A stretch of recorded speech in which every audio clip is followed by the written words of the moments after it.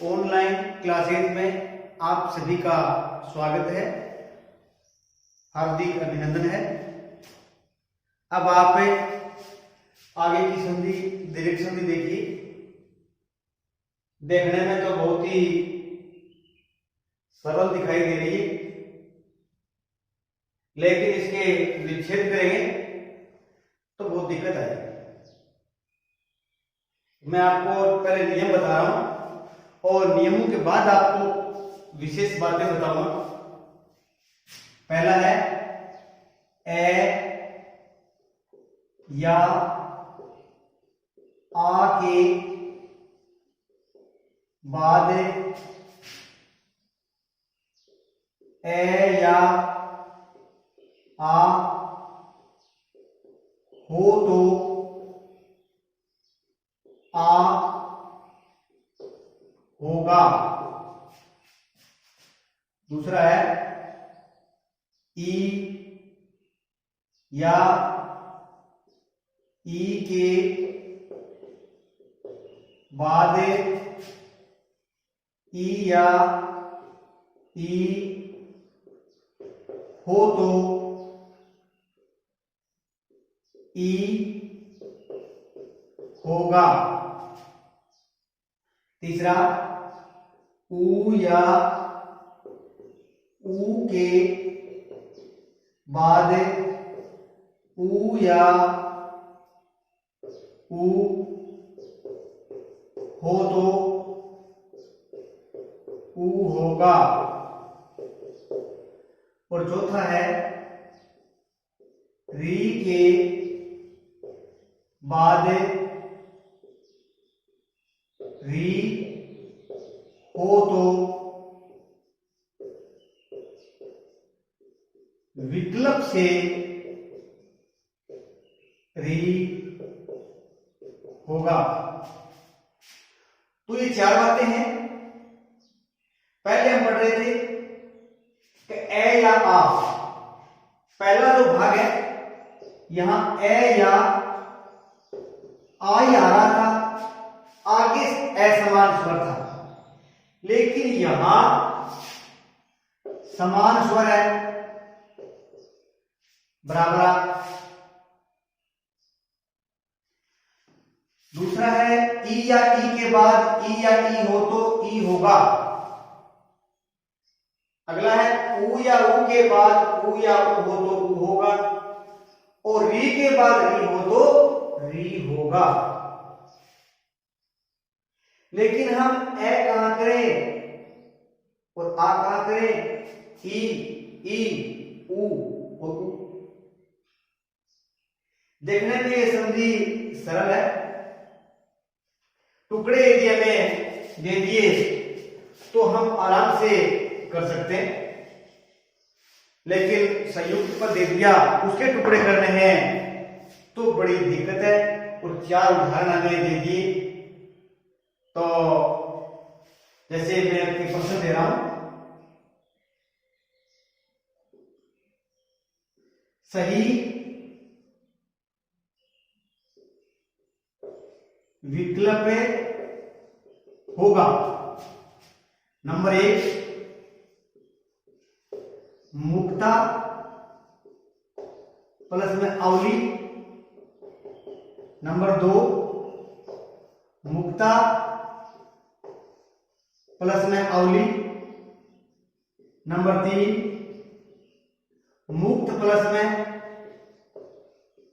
अवली। और नंबर 4 है मुक्त प्लस में अवली। और हमें सही करना है कि इसमें सही कौन सा होगा। सही विकल्प होगा मुक्ता अवली। मुक्ता अवली, यहां लिख की मात्रा छोटी है, यहां बड़ी।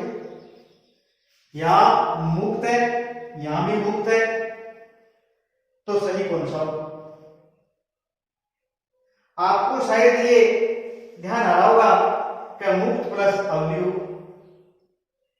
लेकिन यहां ये भी गलत है, ये भी गलत है,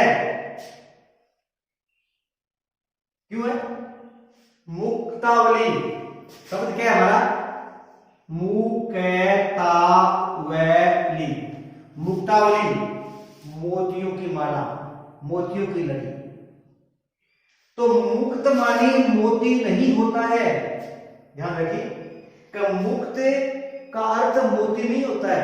मुक्त तो बंधन से मुक्त, मुक्ता मोती अवली। तो मुक्तावली मोतियों की लड़ी या मोतियों की माला इसका अर्थ होगा। तो अवली दोनों सही है, तो ये भी सही होगा और ये भी सही होगा, दोनों सही। अवली इसका अर्थ है और इसका दोनों का अर्थ है कि दोनों का अर्थ एक है। तो मैं लिखा मुख्य अर्थ के संदर्भ में संधि का विच्छेद करो। अर्थ के संदर्भ में ए या आपकी जो बात मैं बता रहा हूं, इसके लिए आपको बार बार उदाहरणों का मनन करना पड़ेगा, इसके अर्थ को ध्यान रखना होगा।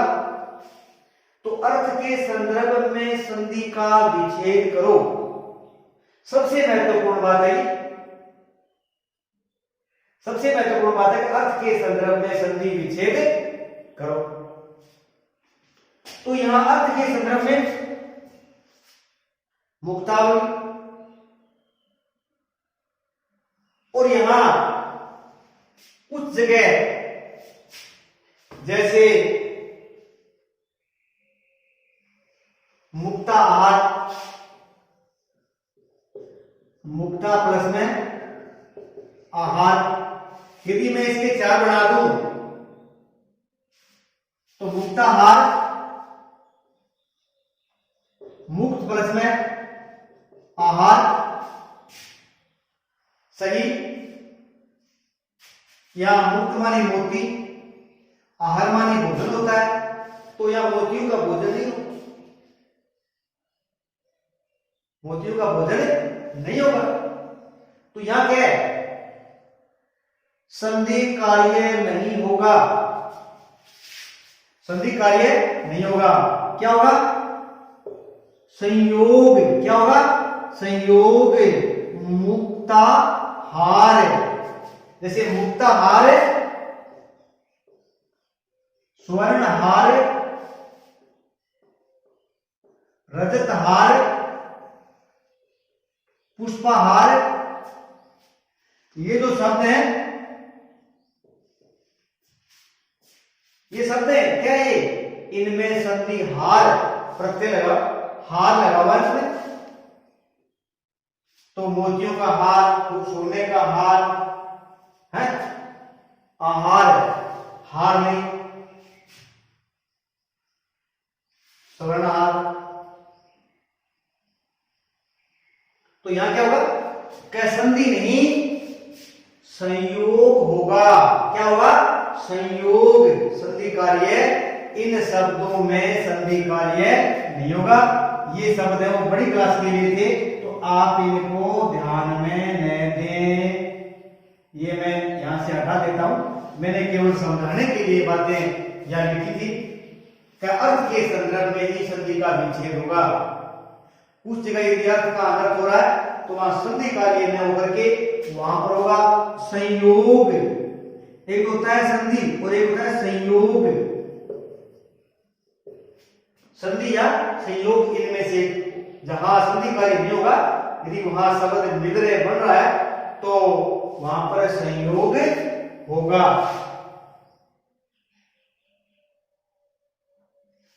जैसे हमारा है अन्ना भाव, अन प्लस में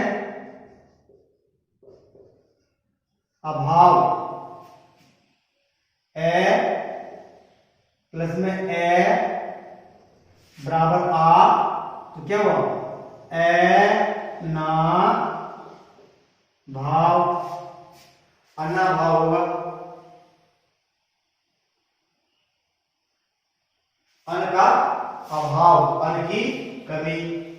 उसी प्रकार भोजनालय, भोजन प्लस में आलय,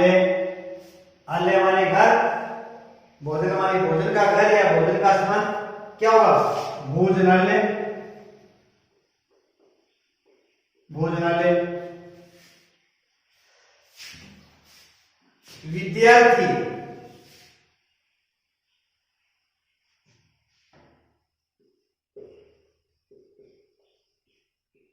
विद्यार्थी, विद्या प्लस में अर्थी, विद्यार्थी। यहां क्या है? आ ए बराबर आ, विद्यार्थी। उसी प्रकार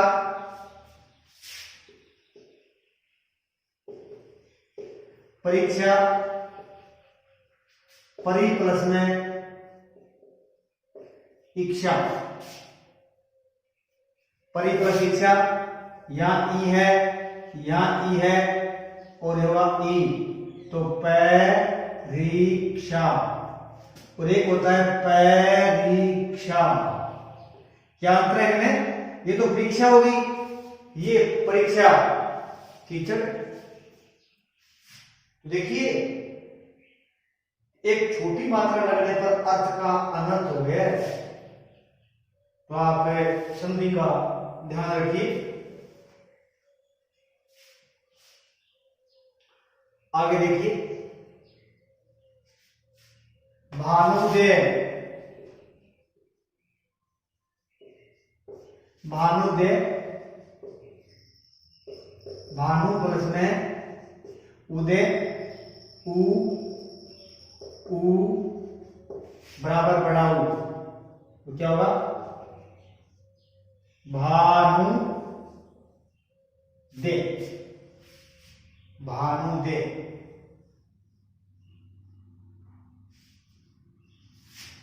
उसी प्रकार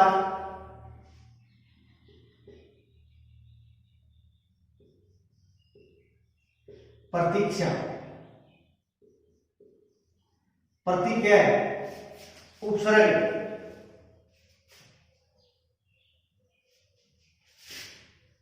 उपसर्ग युक्त अक्षर की मात्रा ई या उ होगी। यदि कोई पहले उपसर्ग युक्त शब्द आ रहा है तो उसकी मात्रा छोटी होगी अपनी भाषा में, इस उ की होगी या इस ई की होगी। तो ध्यान रखिए, प्रति उपसर्ग है तो प्रति में ई छोटी होती है, या ई प्रति प्लस इक्षा, प्रति प्लस इक्षा। यहां ई है, यहां ये ई है, बराबर हो जाएगा ये ई, तो प्रतीक्षा। क्या हो जाएगा? प्रतीक्षा।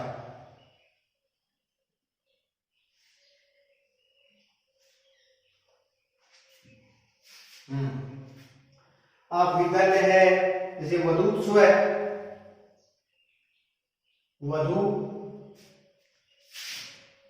वधु में उ बढ़ाओ, उत्सव में वै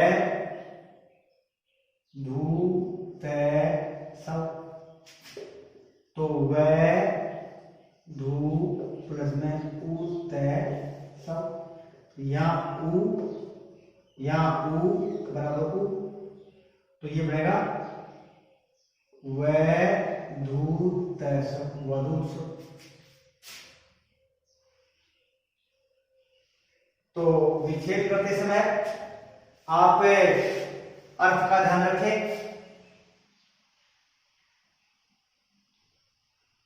और इसमें एक है गुरु उपदेश। यहां क्या है? उ, और यहां उ बराबर उ, तो क्या हो जाएगा? गु रू पै देश। ये रू है, रू को आप देख लीजिए, सीधी सीधी मात्रा लगी हुई है, तो ऊ की मात्रा ये है, और थोड़ी मोड़ लगा रखी है, तो ऊ ये। आगे चौथा उदाहरण, ए या के बाद ए आओ तो आ होगा, ई के बाद ई हो तो ई होगा, उ के बाद उ हो तो उ होगा, और री के बाद री हो तो मातृ ऋणाम, मातृ प्लस ऋणाम, या क्या री, और यहां री बराबर री होगा, तो मातृणाम विकल्प से मातृणाम। ये विकल्प से होता है, संस्कृत में होता है, हिंदी में तो खाली मातृणाम। तो यहां पितृ प्लस ऋणाम, पितृ प्लस में ऋणाम बना लीजिए, भ्रातृ प्लस ऋणाम। तो यहां देख लीजिए, चारों बातें हम देख ली, तो पहचान क्या होगी, समान स्वर हो तो दीर्घ संधि होती है, यदि समान स्वर हो तो दीर्घ संधि होती है।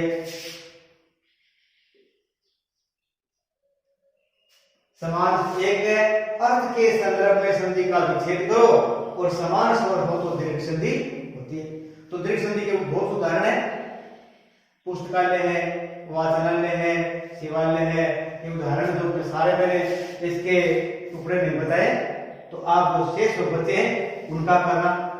सप्ताह है, सप्ताह है, सप्ताह है, तो से पे सप्त प्लस में ए है ने, तो इसमें सप्त प्लस एहन एक होगा, से पे ते प्लस में एह, इसमें कौन सा सही है, इसमें सही कौन सा है बताइए मुझे। सप्तमानी, सप्तमानी 7, एहन माने दिन 7 दिन, तो एह का अर्थ दिन नहीं होता, एहन माने दिन होता है, तो सही ये है। तो पूर्व प्लस एहन, पूर्व प्लस में ए है ने, तो इसका बनेगा क्या, पूर्व यहां ए और यहां ए आ हो गया, पूर्वा है, और यहां रह गया, तो रह आने से न का आएगा, पूर्वाहन बनेगा ये।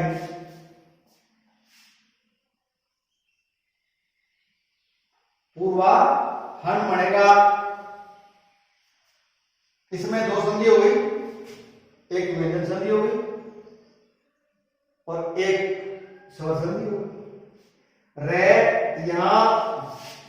यहां इस ने का ने बनाया, ने का ने का ने बनाया, रे आने से इससे पहले रे आ गया, एक होता है रे, एक होता है से, कुछ दो शब्द, ये मुख्य दो, इन ये 2 शब्द है, इन 2 से ने से पहले यदि इनमें से कोई एक आ रहा है तो आप ने का ने बनाइए, यहां रह आ गया, यहां ने आ गया, तो इस ने का यहां पर ने हो गया, पूर्वाहन, सब प्लस में एहन होगा, ये सही है और ये गलत है इसमें। उसी प्रकार पूर्व प्लस एहन पूर्वाहन सही होगा। तो हमारी दीर्घ संधि है वो समाप्त हो गई है, और हिंदी की दृष्टि से हमने 5 संधियां कर लिए, और संस्कृत की दृष्टि से पूर्व रूप, पर रूप और प्रकृति भाव 3 संधि हो रहे। जिनका हमारे सिलेबस की दृष्टि से उसकी आवश्यकता नहीं है। पररूप, पूर्व रूप और प्राकृतिक भाव, स्वर संधि के 8 भेद होते हैं। हमारी परीक्षा में 5 है और 5 मैंने आपको बता दिए और 3 है वो हमारी परीक्षा की दृष्टि से अब नहीं है, तो हम उनके बारे में नहीं पढ़ेंगे। मैं केवल आपको याददाश्ती के लिए बताया कि स्वर के भेद 8 होते हैं, तो 5 हमने करने, 5 हमने कर लिए। आगे हम अगला वीडियो व्यंजन संधि और विसर्ग संधि का बनाएंगे। आप ध्यान रखिए। जय हिंद, जय